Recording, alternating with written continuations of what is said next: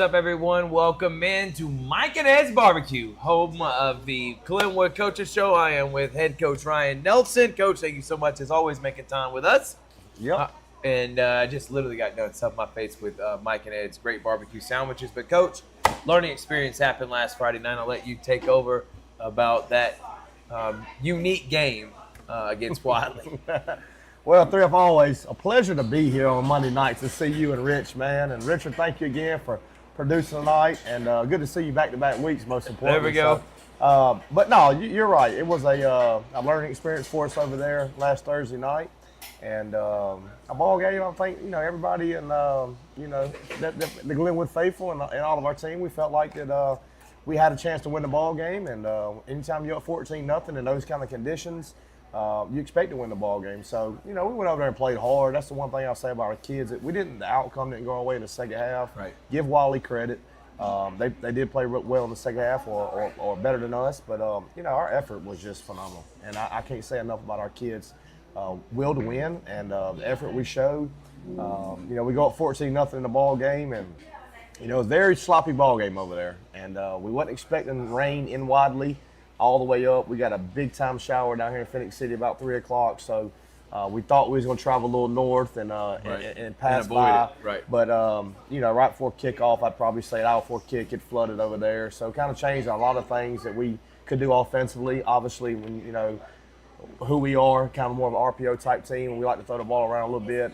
We were very limited with that, and vice versa. They're a wishbone team, so Right. it kind of fit in their hands. But can't say enough about us in the first half, except for one kickoff that I felt like that it was kind of a clip, by their big guy, number 6, and kind of a missed call there. But that's football. Things are going to happen. So I thought we played pretty clean in the first half. Besides that, like I said, I had a 14-0 lead, and that happened about 5 or 6 minutes ago in the half. And then lo and behold, they do punch it in, and then we take the next kickoff that we receive, and we take it to the house, and could have made it a 14-point game again. And we get called for a holding at midfield, so it comes back. But again, that happens. That's football. Most importantly for me as the head coach is we got to figure out ways not to turn the football over. It don't matter if it's dry, if it's wet. We had 2 costly fumbles, one in the second quarter right there where we're driving the ball after that, and then we had one to start the third quarter that kind of just swung the momentum in the ball game. And Right. then sometimes on the road when the momentum swings, it's hard to get it back. No doubt about it, Coach. But in these 2 games against high-level teams and Valley and Wadley, completing it. You had a great first half against Right. Wadley. In the second half, you kind of faltered out. Valley had a bad first half, but an excellent second half. How important is it to get your guys, especially when you got Randolph County coming up, Lee Scott, potential for a region championship coming up, a really good, improved Dadeville team, to finish these games so you can make it to the playoffs? Well, this year? you mentioned the Lee Scotts and Dale and all that. We're all our focus right now is on going to Wadley, Randolph County this week, and trying to figure out a way how to stop them and beat them. But it is, Thrift, from a head coach standpoint, I'm so thankful we got to go on the road and play in that kind of environment, Right. and have to play a full quarter game No doubt. because the prior weeks, the 4 weeks before that, we come out at least for a drive, maybe one in the third quarter. We hadn't had to play a full quarter game, so from that standpoint, it does help us. It helps with our condition. It helps us, for the games down the road to play in those type of games. But to me, it was a great high school football game. That's awesome. They had a lot of great players. We had a lot of great players on the field. We didn't back down from their big running back. I thought Josiah Clark and Noah Klein in there really did a good job of trying to contain him. Tyler Clarity had some big plays on the perimeter. Asher Long had some big plays. A.C. Carter, Caden Karakutis, and Brandon Niles before he went down with a little injury. They held their own in there, and they had some really good offensive defensive linemen too. So had some really good players on the perimeter. So very, very happy the way our defense was able to play. Again, you can't give up special teams, miscues, and touchdowns, and then you can't turn the ball over. And I think that's what kind of just bit us at the end of the day. Coach, you don't have your bye week until basically the 9th week of the season. You play 9 straight games. Yeah, tough. That is tough. And so kind of looking back on it, is that something you kind of wish you probably had in the middle of the season? But it is what it is. It's the cards you have dealt. Y'all got to make it through it, which is really tough on your guys, man. Yeah. And injuries and everything else got to overcome. Well, I think, and we talked a lot about this last year. with us coming to this league so late, you kind of had to schedule and get what you could get. Right. So, yeah, I mean, I guess in an ideal world, you go play 5 games, you get a bye, you play 5 more. Right. So, but then again, if we can get through this gauntlet and somehow find a way how to get in the playoffs, and especially get in the playoffs and host a home playoff game, you get that rest late, it can be beneficial. Last year I thought we took advantage of that. And I thought we played our best game against Sylacauga probably of the year, and it just so happened the next game we didn't play good. So, right. It's hard to answer that question, but yes, I will say, our guys, it's already been a long 6 weeks, yeah. And we're tired, but there's no excuse. So, you just got to find ways to still stay about your craft and still get your work in practice, but also you got to understand as a head coach, you got to make it to Friday. And with us, having the roster we have, with 50 players, it ain't like we're sitting here blessed with 130 players. So we got to get our guys to Friday and make sure they're healthy to get there, and then they got to play when they're there. All right, let's talk about Jalen Stanley. How do you think he played on the road, especially in that type of condition, man, where you probably want to run the ball a little bit more, but he still was able to be effective with the pass? Yeah, and Jalen didn't play bad at all. Jalen had a touchdown pass early in the game to Cal Lawrence, where he threw a really good ball over the top of their defense and to give us a 7-0 lead. He had one little mistake right there for half where he didn't put the ball up and he turned the ball over on a fumble. But, I was happy with the way Jalen played. Again, the conditions weren't, for a quarterback, it wasn't the best. So sometimes when you get those conditions, it's more of a hand the ball off, ground and pound type game. And as a quarterback, you just want to manage it. But they had that number 6, and I talked about him a lot last week. Yeah, man. And he really was a good running back, but I think he was, dominant on defense because he was so big, he was so long in the throwing lanes, and the kid's just a really good football player. So he posed a lot of problems for us. So again, happy with the effort, not happy with the result, but I think it's a learning lesson for our guys, and I also think that it's going to help us down the road having to play in a game like that. And again, grand scheme of things, it's not a region opponent. That's and right. You're still 3-0, and that's the best record you want to talk about. So we're going to talk about that record and what's coming up next, a big region game against Randolph County here on the Glenwood Coach Show, Georgia Alabama Sports Live.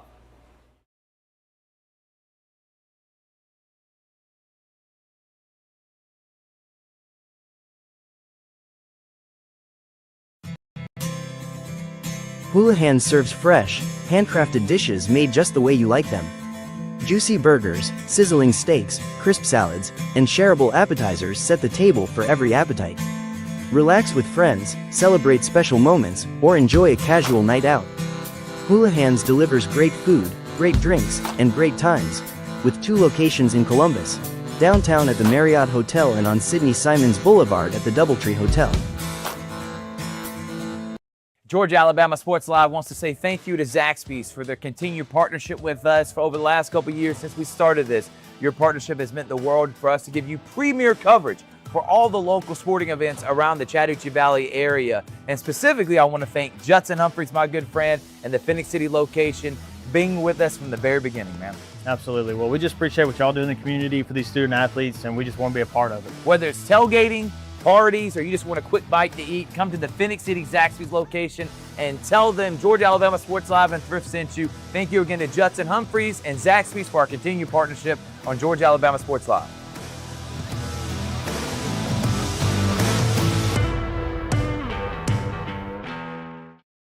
Hello, everybody. This is DJ Jones with the Sports Vision's morning show for the best in local, regional, and national sports news. Weekdays from 6 a.m. to 9 a.m.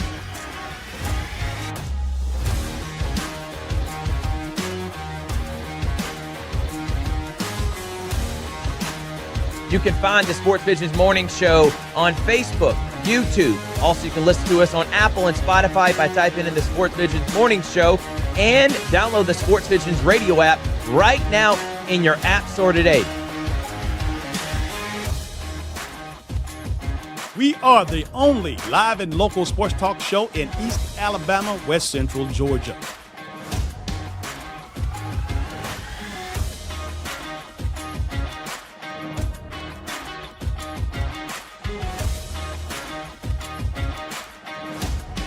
Sports Vision 92.1. We are your hometown sports guys. And we are back here live from Mike and his barbecue. It's the Glenwood Coaches Show with Barringer. Coach Ryan Nelson. Coach, sometimes, and we were talking about this off air, man, you don't get the favor of the whistle when you go to these smaller towns. And how do you keep your kids' mindset, especially when you got guys being ejected from games, when you see egregious calls, and I'm going to say this, not you, egregious calls that go against you. How do you keep your guys focused and don't let that affect them when they're kids, and it would affect adults in that atmosphere? Well, Thrift, I think the biggest thing as a head coach is I've got to keep my composure, which Right. I tried to the other night best I could. There were some things that really didn't go our way. Right. And, I can't elaborate on a lot of stuff when it comes to officiating. Right. The only thing that I was really, really kind of just disturbed with is, at halftime I talked to the officials and, they couldn't really give me an answer of what is excessive celebration. And, we get four celebration calls, and granted, probably one of them was correct, and our guy understands he can't do that. But the other three is, we try to teach these kids on a Thursday or Friday night. We're playing football to play with emotions, Right. to play with passion, And you can't show it. And then you go out there and you make plays, and like I said, they got some good football players too, and. Right. We show a little bit of emotion on the field, and we get flagged for it. And then on the flip side, their guys are doing the same thing when they make plays, and there's nothing thrown. So that was kind of the only thing for me.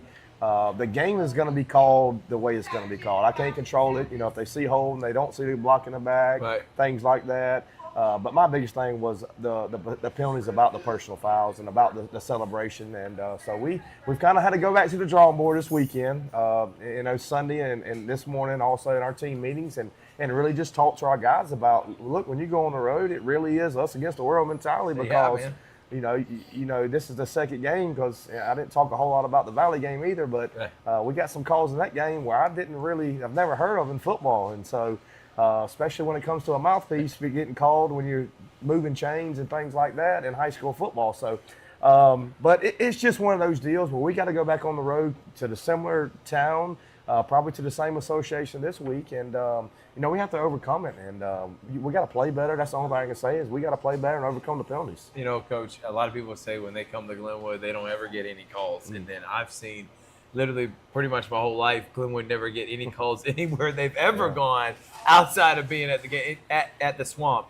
So listen, it's just twofold. I know sometimes you get some calls at home, but how do you keep your guys focused, knowing, hey, you're going into another town that you could probably potentially go in against the referees too, and you got to overcome that stuff and win the game. Well, one thing about me as being the head coach of Glenwood, we're not going to make excuses. Yeah, it's not going to never happen. been you. So it's not going to happen. So we've got to figure out how to act. Obviously with the officiating crew, because every one of them is different, and that's the one thing that I'm starting to understand. As I watch a lot of high school games on Friday when we play on Thursday, and just kind of seeing there's not a bona fide rule with what is excessive celebration and what ain't. I mean, so it's kind of, and when I talk to the head of the officials and everything, it's a judgment call. Well, you can't say this is this and this is that. So we got to clean up little things like that and worry about playing football instead of worry about I guess the emotion side of it. Right. And so that's one thing we really talked about yesterday and today in the building is, I want our guys to play with emotion. You got to. I mean, I want them to have passion, because it means something to us to go out there and play. So it's just kind of that borderline fine line of tuning it down and making a play and then get back to the huddle defensively, or get back to the ball offensively and just run the next play. And, if we had to play boring and not with a whole lot of emotion sometimes on the road, that's just what we got to do. Coach, let's talk about Randolph County. They come in 4-1. Their only loss was to a really good Lee Scott team, who right now is with y'all as the only undefeated teams in region play. They're undefeated overall, but region play, y'all both are 3-0. What do you know about them? You said they got some really good athletes, and it's going to be a tough contest going on the road against them. I know a lot about them because I woke up Friday morning, and and I do want to give a shout out to my mom. My mom kind of had a procedure done when we was out Thursday.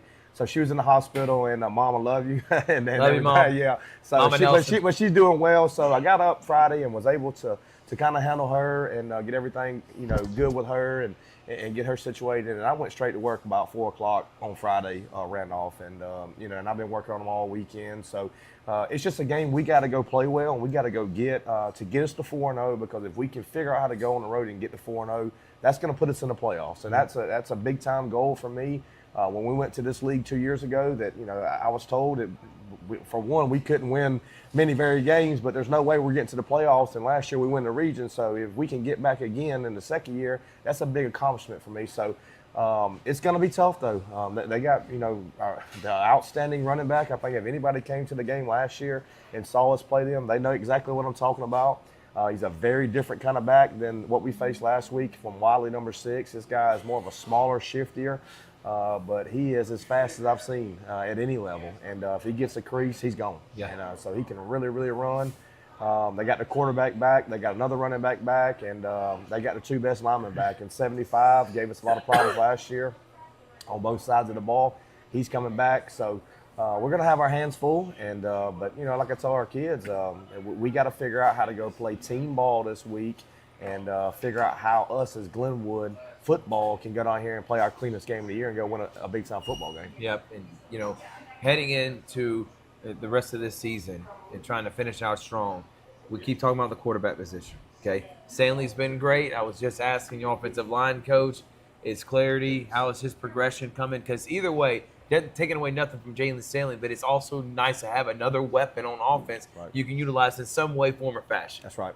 Well, he's still week to week, and he's been like that way for about 3 weeks now. So we're still evaluating him this week. Possibly could be a go. Hopefully, he's out of his boot. He's been out of his boot for a week now. So. Good.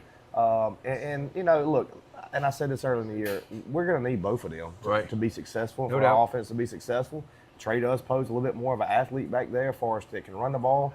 Jalen's been throwing the ball really well, so you kind of got 2 guys that are kind of opposite ends, and I've said that even before the Valley game, what we had back there. So, but like you said, we need all we can get from an athlete standpoint, and so we'd love to have him back, but it's just right now for us just trying to figure out a way to score the ball. And that's the only thing that was kind of disappointing the other night is, we had a good first half. We punted the first drive. We had it 3rd and 1. Their big number 6, stoned us on 3rd and 1, and we punt. Then we go down. We score the next 2 possessions, and then we fumble on the last possession for the first half. And then it was like after that fumble, we opened up the second half with another turnover, and we just couldn't get back in rhythm. Right. And so I'm hoping our guys, we had a good practice today, so offensively and really just defensively. Today with a lot more energy was at practice. So I'm hoping we can figure out how to get a lot more rhythm offensively this week and just find ways to score the football. That's the main thing. All right, Coach, what's the preparation been like now that you had a game last Thursday? Do you like the extra day? Did y'all do anything Saturday? What's it been like leading up to today and the rest of the week? Well, I'll say this. I'm very, very thankful we played on Thursday because it was a very physical game. Yeah. So we didn't do anything Friday or did anything Saturday but rest.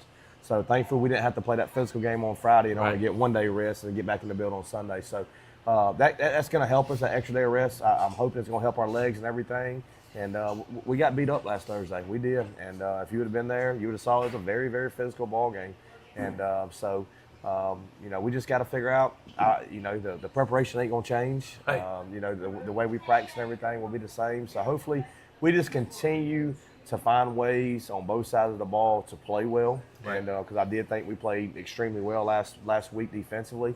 And going back to that, I mean, we out yardage them by 100 yards. They had 184. We had 294.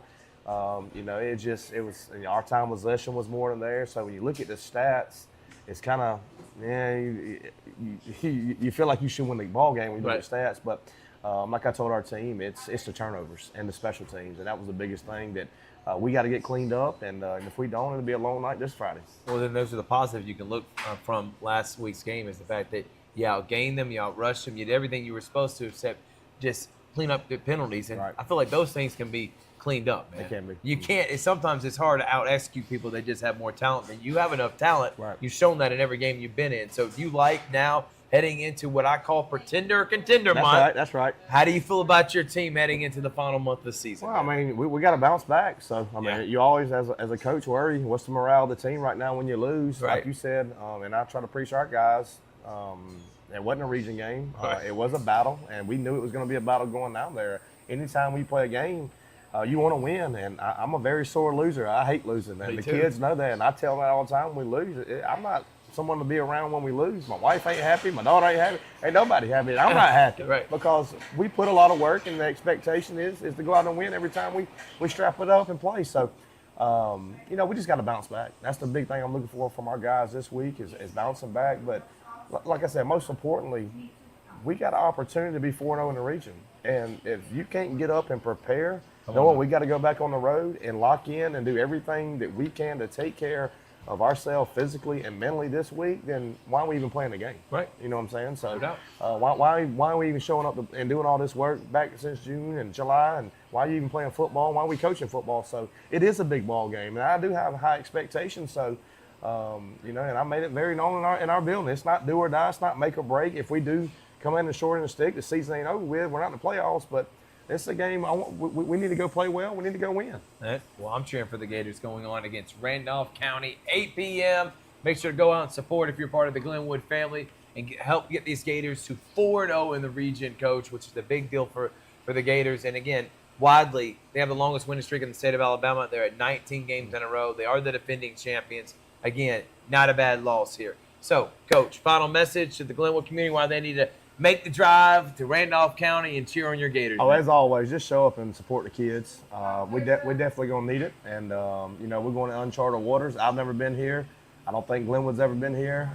Wedowee is the city we're going to. Wedowee, Alabama. So we're going back up 431 through Roanoke and all that. So, and, just be there for the kids. And hopefully we can figure out how to win a game this week. His name is Ryan Nelson. He's the head coach of the Glenwood Gators. This is Mike and Ed's Barbecue. You can smell their butts for miles. Thank you all so much for watching the Glenwood Coach Show. We'll see you next time on Georgia Alabama Sports Live.